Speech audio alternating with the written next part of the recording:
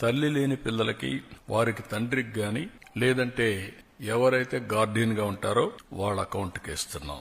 అనాథ పిల్లలుంటే జిల్లా కలెక్టర్ నిర్ధారించినటువంటి పథకం ప్రకారం వాళ్ళ అకౌంట్లో వేసి వాళ్ళకి హెల్ప్ చేస్తాం. ప్రైవేట్ అన్ఎయిడెడ్ పాఠశాల చదివింటే 76,000 మందికి కూడా వర్తింపజేశాం. ఇది కాకుండా ట్రాన్స్పరెన్సీ ఉండాలనే ఉద్దేశంతో ఈ జాబితా సెక్రటరియట్లో, గ్రామ వార్డు కార్యాలయాల్లో కూడా పెడతాం.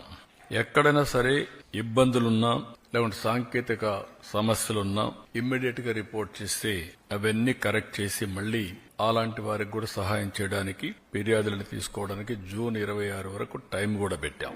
30వ తారీఖు తుది జాబితా పెట్టి అక్కడి నుంచి ఇవన్నీ కూడా అమలు చేస్తాం. ఇంకొక పక్కన ఇప్పుడు ఇచ్చింది 2 నుంచి 10వ తరగతి వరకు ఇంటర్మీడియట్ సెకండ్ ఇయర్ కి బీసీల్లో చూస్తే 29,82,000 మంది వస్తున్నారు. ఇంకొక పక్క ఎస్సీల్లో 11,76,000 మంది వస్తున్నారు. ఎస్టీలు 4,26,000 మంది వస్తున్నారు. మైనారిటీలు 66,500 వస్తున్నారు. ఈడబ్ల్యూఎస్ విద్యార్థులు 8,44,000 మంది ఎకనామికలీ బ్యాక్వర్డ్ అగ్ర కులాలకు సంబంధించిన వ్యక్తులు వస్తున్నారు. ఒక బిడ్డ, ఇద్దరు గాని, ముగ్గురు గాని, నలుగురికి కూడా ఇచ్చాం. ఇది మీరు చూస్తే 18,55,760 మంది తల్లులకు ఒకే బిడ్డ, వాళ్ళకి యాజ్ ఇట్ ఈజ్ ఇస్తున్నాం.